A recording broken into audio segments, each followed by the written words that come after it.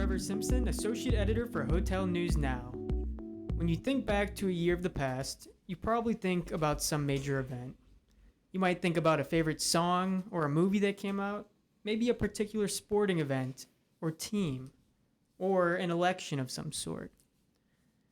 When we look back on the year that 2023 was down the line, the first thing that is going to come to mind for a significant number of people, including hoteliers, will be a concert tour. Nothing quite captured the zeitgeist like Taylor Swift's The Eras Tour and Beyoncé's Renaissance World Tour. Two of the most popular artists in the world embarked on their world tours in the same year, capturing the attention of more than just their diehard fans on each stop. There were also some major sporting events such as the FIFA Women's World Cup in Australia and New Zealand and the Rugby World Cup in Paris. I'd like to now welcome in Stephanie Ricca, Editorial Director of Hotel News Now, and Kelsey Fenerty, Manager of Analytics for STR. How are we doing today? Hi, Trevor. Hi. Hey, Trevor. Excited to speak to you today. So before we get started, let's start with something fun. What is your favorite Taylor Swift song, Steph? Well, I have to admit, I'm like in the minority because I did not go see the Eras Tour, but I feel like I've lived it vicariously through so many people in our orbit and friends and colleagues who did. I would have loved to see it. I didn't even see the movie, so I'm completely behind the times. But I'm a fan of classic Taylor Swift. Okay. So the early albums. Gotcha. Kelsey? I think I would have to say probably All Too Well, the 10-minute version, though, because if there's one thing I've been told more than once in my career, it's that you need to cut down on your words. So I appreciate that Taylor did not. That's a good answer. I like that. I like the song August, and it's also my birth month, so... So it feels a little special place in your heart? Yeah, I'd say that. Okay, so probably makes the most sense to start with Taylor's Eras Tour.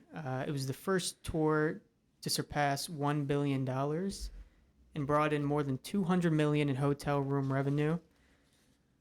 Kelsey, we'll start with you. We all know the pull that an artist like Taylor Swift has, but why did this tour perform especially well for hotels?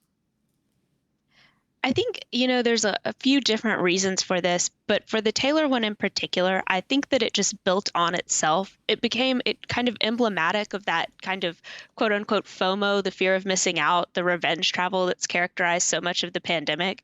One person loved it or multiple people loved it, and then it just kind of became its own phenomenon that everyone wanted to be a part of it and experience it. And so you had that massive demand that hotels absolutely got to capitalize on.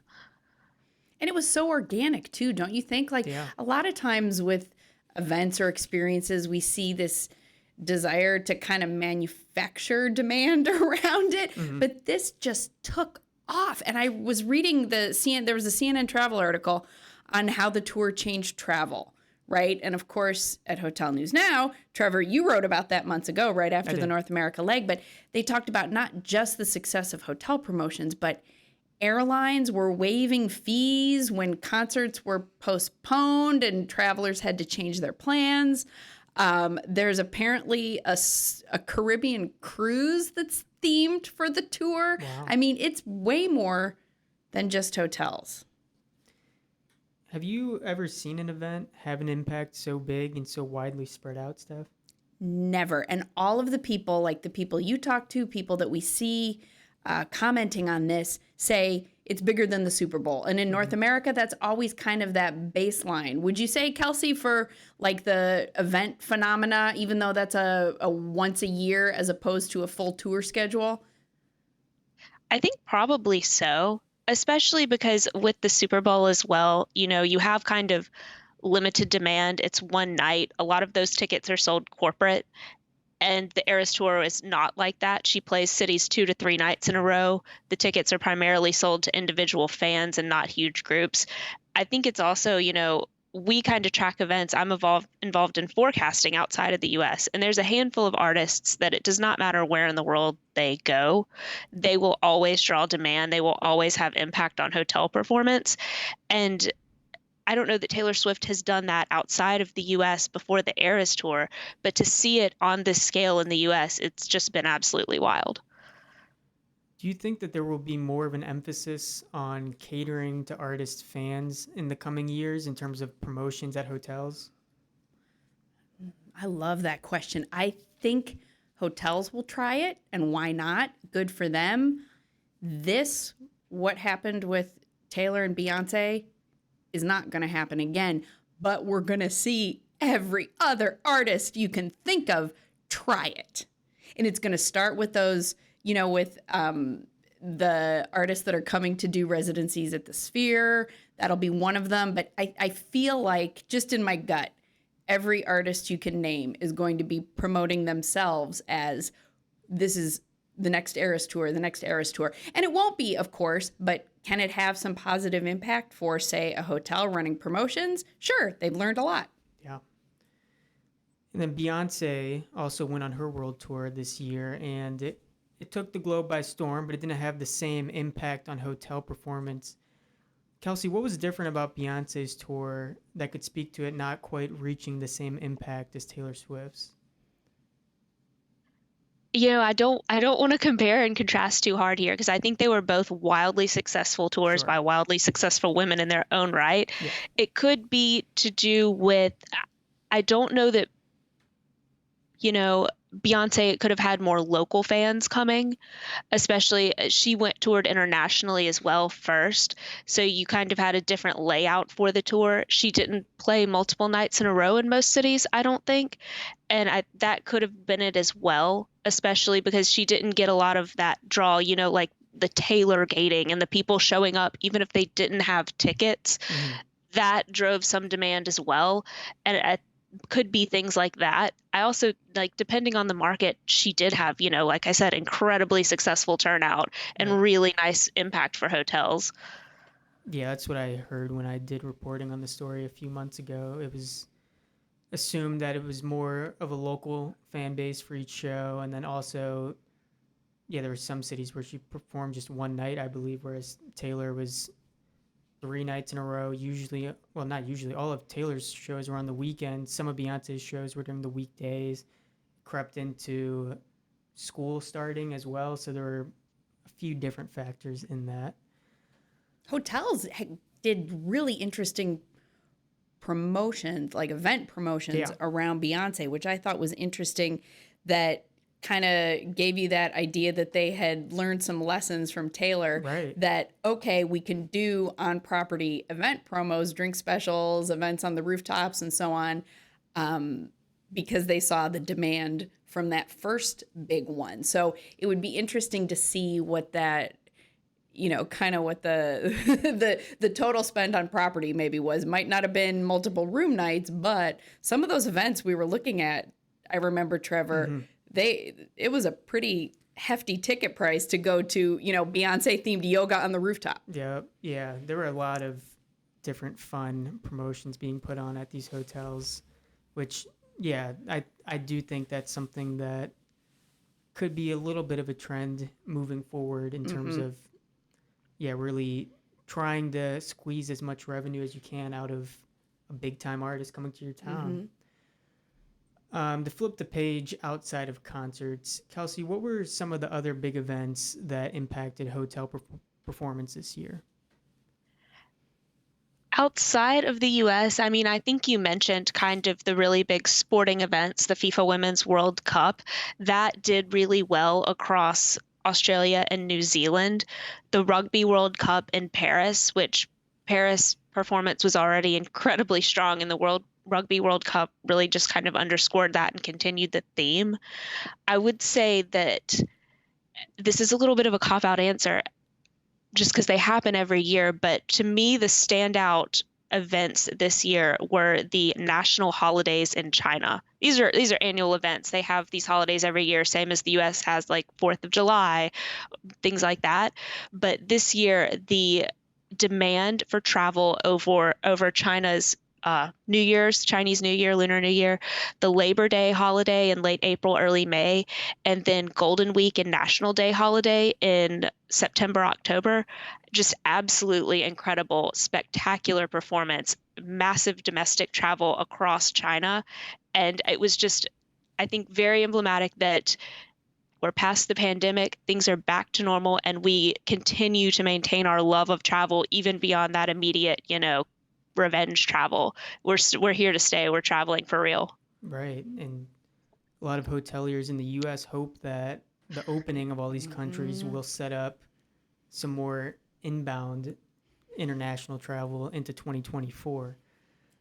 China has really been promoting domestic travel this year, and I think it's been interesting to see so much pickup there. Not surprising, but like Kelsey just mentioned, with all of that demand around those domestic holidays and that question of when all international inbound will come back to the U.S., particularly China and Asia, is the number one what will happen for 2024 in terms of events. Because, I mean, I see big group travel as an event, right? Yeah. And group travel made its comeback this year for sure. You know, demand in October, this past October, finally surpassed 2019 levels, which was a big benchmark, which is a lot of smaller events and groups contributing to that calendar. Yeah.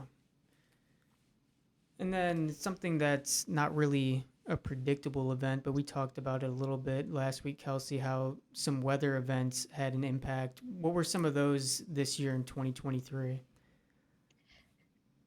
We can definitely point to, specific storms like Typhoon Lan in Japan back in August. Auckland had some really terrible flooding back in January at the beginning of the year in New Zealand. The heat waves in South America recently. But it's just, I would say in general, we continue to see more and more weather-related events, the big things like I just said, but also when I speak to clients, especially about forecasting, and I say, hey, what happened in May? We thought it would be a better month. And they say, oh, it was so rainy. No one came because it was so rainy. Nobody felt like, nobody went on vacation. They postponed it. They rescheduled it. And I think we're seeing that more and more, especially across Europe, where these random weather phenomenon, not even necessarily, a huge tornado or something, impact travel and interest in travel in the short term. Yeah, it's going to be interesting to see how hotels react to these increasingly likely weather events. Because, it does seem like every single year there's more and more happening.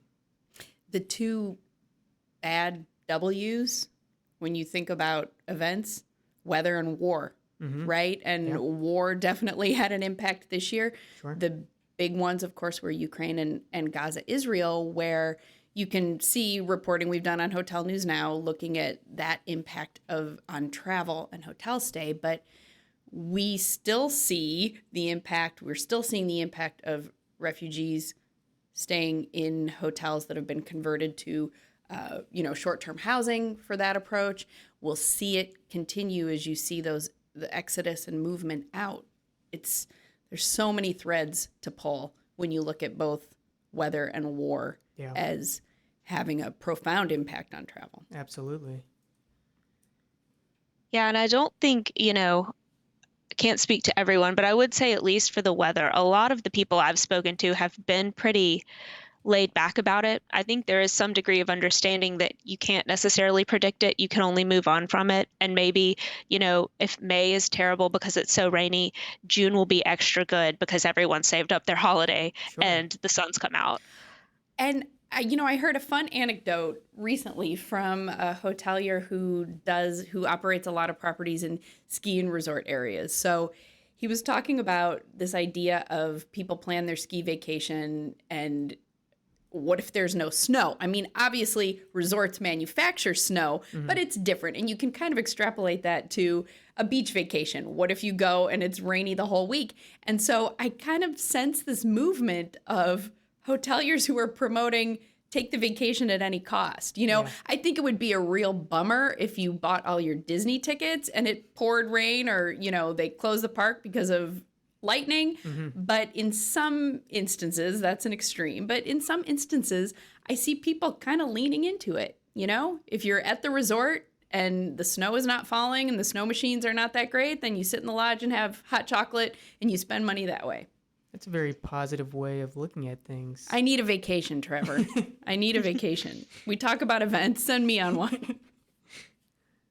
Well, looking into 2024 now, obviously the big event on the calendar right now would be looking ahead to the summer with the 2024 Paris Olympics. Are there any other events that you guys are looking out for into the new year? Internationally, I would say the concert tours continue. Obviously, Taylor Swift will continue into Asia Pacific and Europe next year, but also we have Coldplay that we're watching. Ed Sheeran has a handful of dates. Trying to think who else we've got. But those are kind of the things that I'm looking for as we forecast out what are the big events. And then the other one, again, just kind of a general, but it all comes together. Germany is incredibly reliant on trade fairs, the Messe, they call them. And they've come back this year. We've seen trade fairs, but it goes back to that piece about China that we were talking about, that the exhibitors out of China really didn't return in 2023. So the German markets are hoping that all their exhibitors to trade fairs out of China and attendees will return in 2024 and help bolster the impact that these big fairs have on their respective markets. I want to ask you, Kelsey, a question. What do you think about Formula One and its enduring impact? I feel like 2023 was kind of a breakout year for the sport in terms of generating a lot more mainstream interest. And of course, it's one of those that crosses global borders, definitely, and has different levels of impact in different cities. Do you think that's something that's going to just keep growing as it builds, I would say, a more American fan base? Because that's what I think the breakthrough was this year. Yeah, that's a really good one, Steph, because you said it built mainstream interest this year, but that's definitely referring to the US because it's been a massive generator abroad. Yes, we track those every single year, and every single year you can see the massive rate growth over F1 weekend. I will say it's a little bit of a funny one, and I'm not an F1 fan, so I'm hearing the secondhand because we do have quite a number of fans in the office that tell me about these things. But it depends on how well the season goes.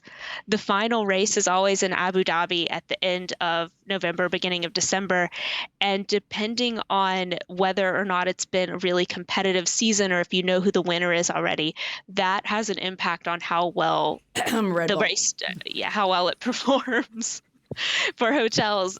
So this year apparently was not a super exciting season.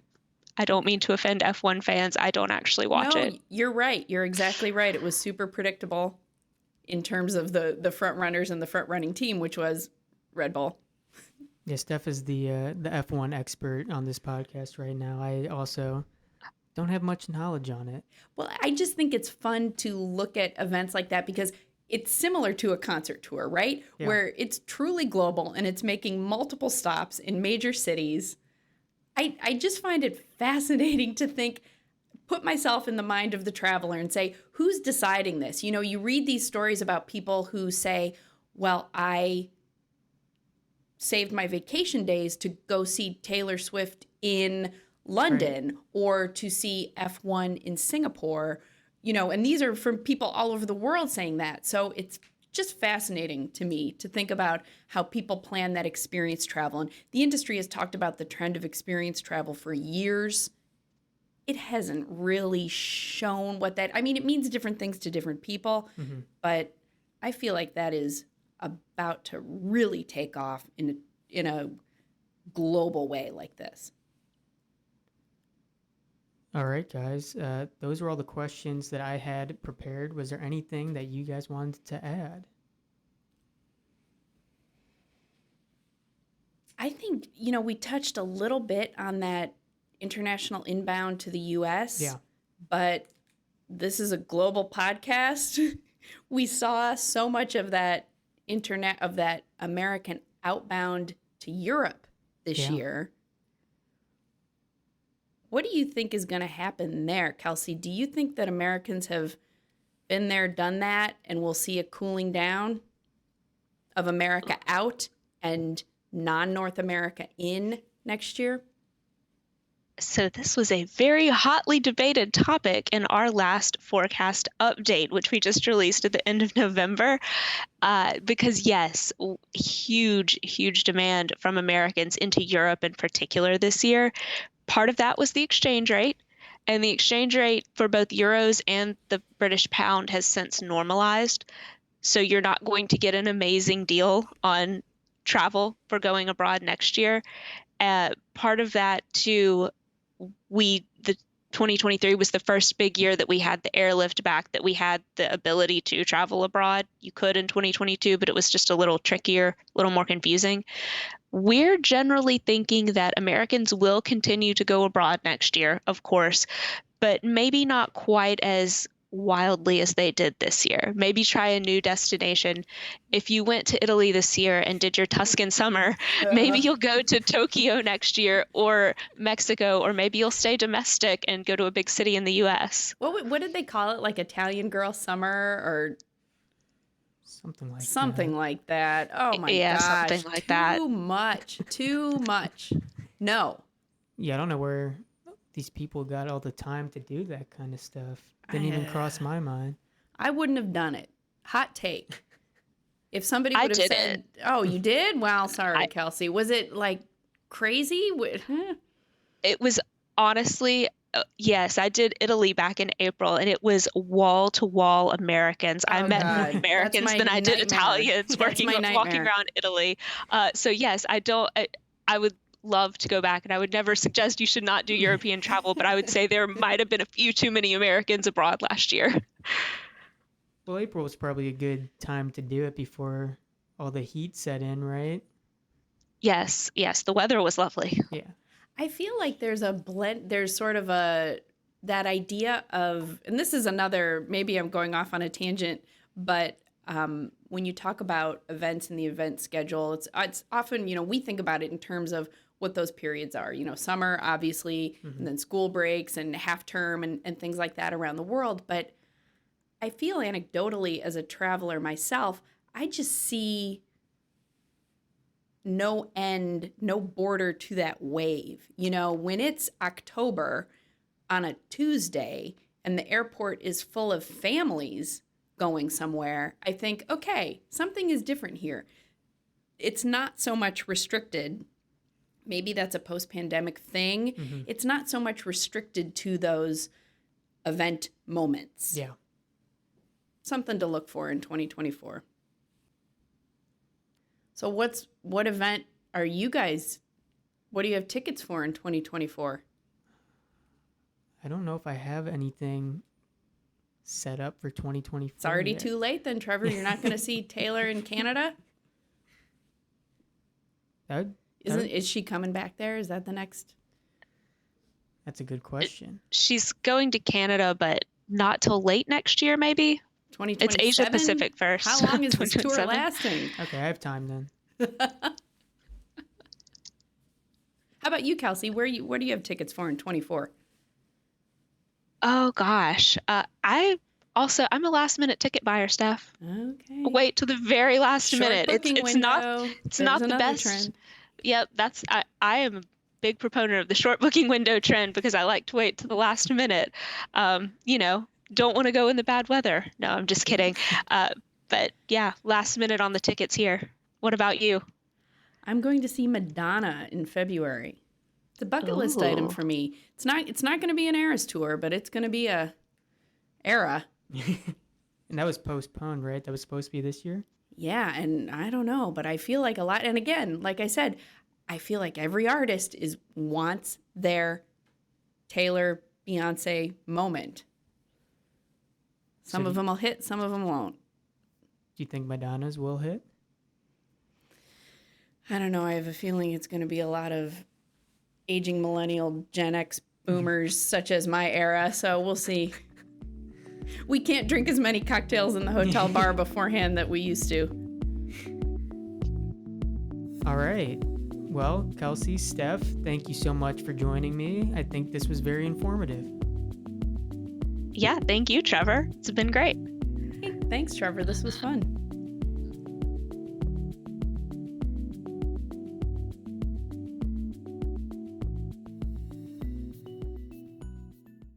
Hi, I'm Davon Reed. I'm Omari Head. And I'm Chris Henry. We're the hosts of the Next Gen and Lodging podcast on the Hotel News Now podcast network. It's a monthly show in which we interview a new generation of hoteliers to get their insights into a variety of disciplines and topics, from finance to food and beverage and hotel operations. Listen to us on Spotify, Google, Apple Podcasts, or wherever you get your podcasts. Thanks for listening. This episode of the Hotel News Now podcast was recorded on December 13th, 2023, and edited by Trevor Simpson. Go to hotelnewsnow.com for the latest industry news every day.